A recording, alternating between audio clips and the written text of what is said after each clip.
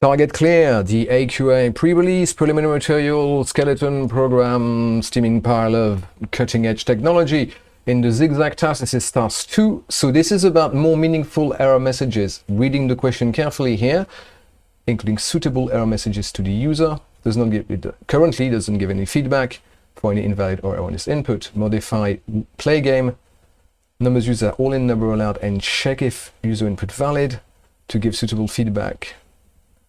So we effectively have 4 ways in that little bit. Well, let me just kind of set it up first, right? Copy, paste, rename zz2.py, and let's just close this one. I'm not going to want this. Okay. Can I get away with this? Yeah, that's vaguely readable. Key thing here, in that play game main loop where effectively the magic happens, we read the input, we convert it, we check if it's valid, we converted the expression, the infix expression, to a reverse Polish notation postfix expression, and then we check all of the numbers used are indeed allowed, and finally we check whether it evaluates to a target. So that means that because this can go wrong, this can go wrong, this can go wrong, this can actually go wrong in 2 ways, by the way, right? There's like 4 different errors we want to deal with. So one of them is everything is valid, but the target is not in targets list. It doesn't include valid numbers from numbers allowed. It's not a valid infix notation, and then it has a division by 0. So I don't really know why we would need to check this one, but let's have a look. Yeah, okay. So they tell us about those 3 methods. Remember, in Visual Studio, you have the outline, always helpful.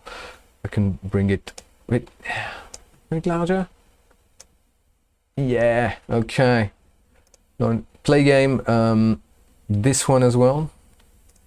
And check input. The order, I've already known about this, right? But like the order of the function irks me.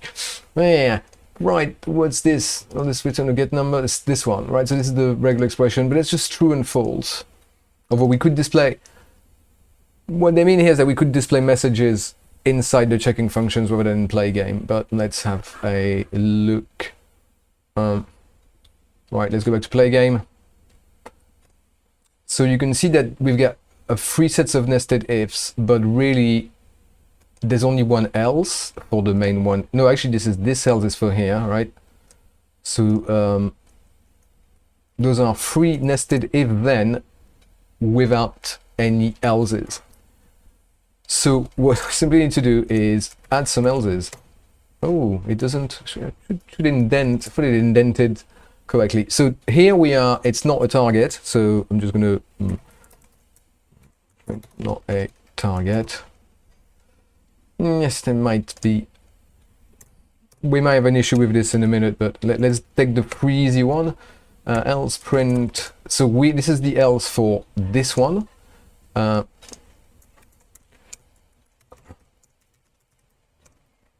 all operands are allowed, numbers, not numbers. And then one here, less. Muscle memory is being broken. Here it's like the input is not valid, so not a valid RPN expression.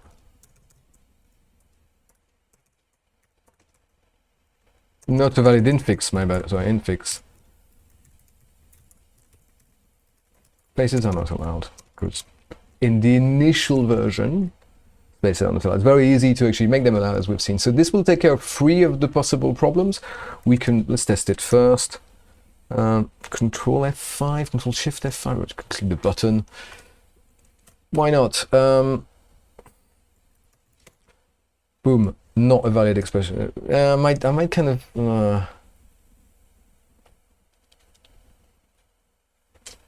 do I like \n? My keyboard might be, no, my keyboard is in the right mode. Just I have a PC keyboard on a Macintosh computer, which in the 60s there was banned, or they didn't have Macs in the 60s. Okay, this is running, I don't need this running, and then let's run it again. yes, 8 plus 3 minus 2, that's the valid one. So minus 2. Not all operands are allowed number, right? Fair enough.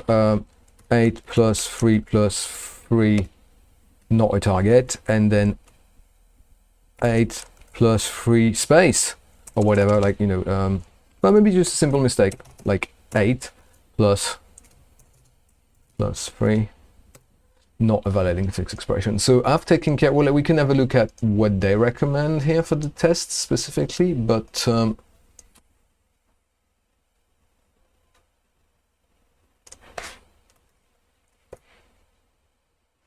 problem we have is that one divided by 0. It's not going to be, it's going to be a bit of an issue. We'll find out. All right, 5, 12, multiply 2, not a target. 8 plus 14, they're not all allowed.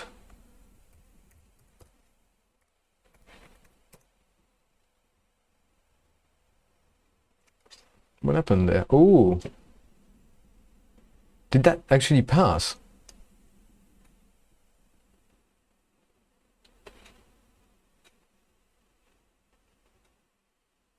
But 4608 is not in the allowed numbers. So I think this is what they meant by, and zoom in a bit on this when it's on its own tab. Oof. Yeah, I think this is what was meant by including numbers which are greater than max number, but I don't understand why this would even accept this, considering it's not an allowed one. Fine, okay, fine. If that's what we need, we'll put it there.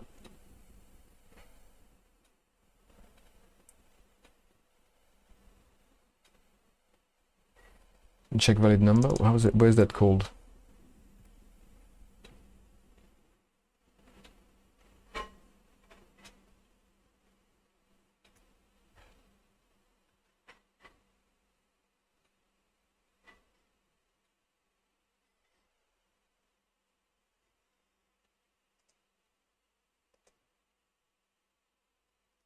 Okay, fine, right, okay.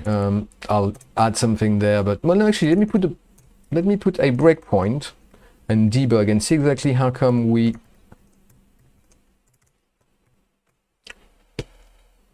right. What's going on here? I'm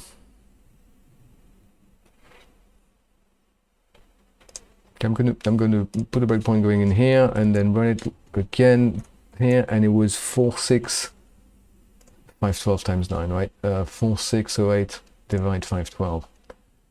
Okay. Oh, but I'm not in debug mode. Debugger. With the Python debugger, obviously. Yes.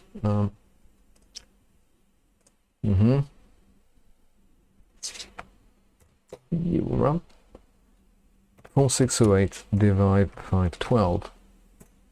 Boom. Okay, so we go in here with this, which is kind of fair enough.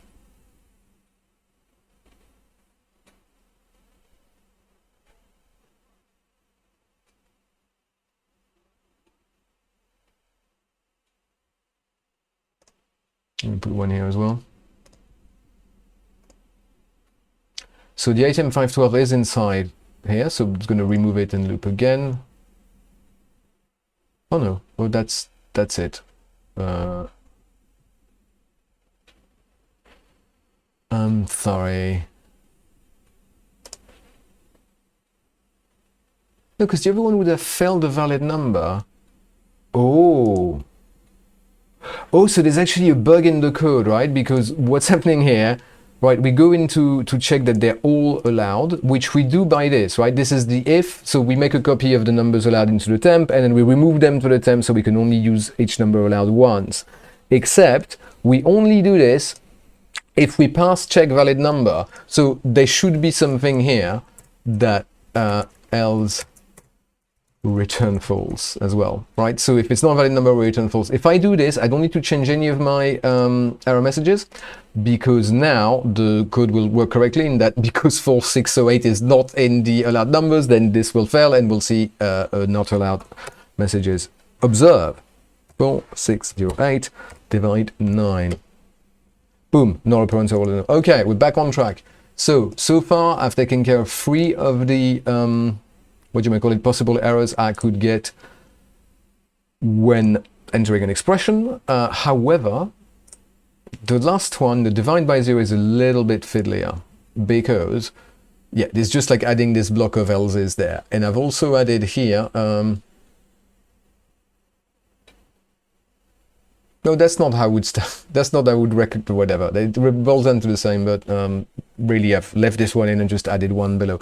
And I've fixed an existing bug vis-a-vis large numbers. The last one is dividing by 0. So division happens when we actually evaluate. We don't really know whether it's a valid division, whether it's a division that might not return an integer until we actually evaluate it. What happens here, this is to cater for division, right? If S0, so this is, we've just appended it. No, sorry. SS, so we pop the number. That's the last one, S minus 1, we pop it. That's num2, then we pop num1, and then we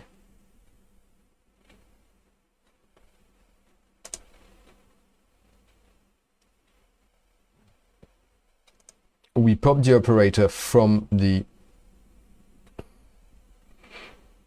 stack and we append the result here. This does presume, however, that for some reason we only have, oh no, sorry, we're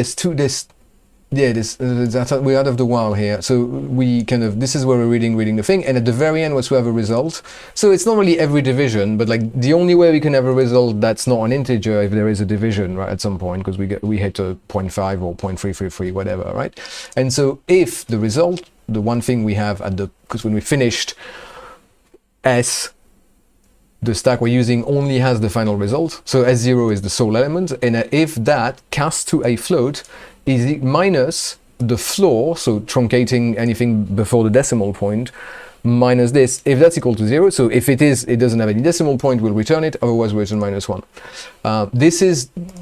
This will catch things like, dividing something that doesn't return an integer, but here we may have, okay, so I think if we're here, before we do the result, we have an option like anything wrong will return -1. So if num2 is equal to 0, we can print the error message here.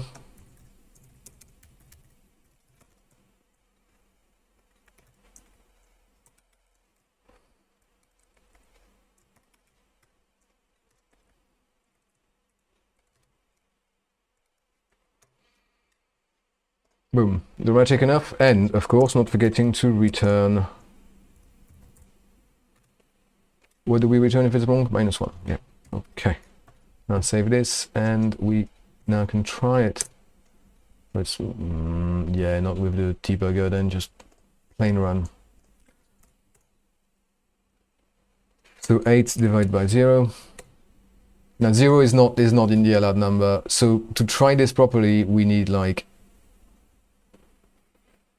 8 divided by 2 minus 2, but that's not going to work because, well, not going to work either.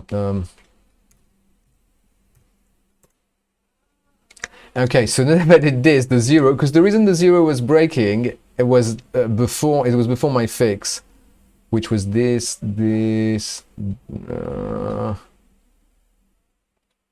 one, I think. Valid number. So the idea is that invalid number, we check so that it's positive, and now that I've added this, it will catch the 0 here. So let me just remove my fix, because I can't have it both ways, sadly.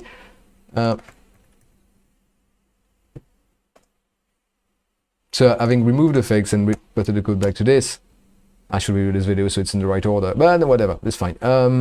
8 divide 0 will accept, this part will accept it because we're not returning false if we fail the validation check, but when evaluating we'll notice that it involves a divide by 0. We'll also get the not a target because ultimately we didn't get target returning a value when calling check if user input evaluation is a target. So putting this back in, Problem is that there's no version that's gonna match the thing. So you have to put something like an error message, an else in here with an error message, or an else in there with an error message, but whatever. I like it how it's like that. And remember, it's a ZigZag task, not a full-on AQA one, so you're not going to get set an ambiguous task. What's important here is that we know how the code works and where those checks are done and what needs to pass in terms of conditions, so that we know what to change and where when trying to code the coding tasks. So save this and just have a quick look. If I now select ZZ2 for compare, we have the diff in, no, sorry, I need to select original, select for compare, and then compare this with the selected. In all its majesty, the diff, we have my new 3 else's for the 3 possible types of failure, and I've also fixed this little bug and caught something when evaluating or trying to evaluate the RPN expression, so that if we ever divide by A0, we just throw an error saying divide by 0. And that was task 2 of the ZigZag task. There will be more published very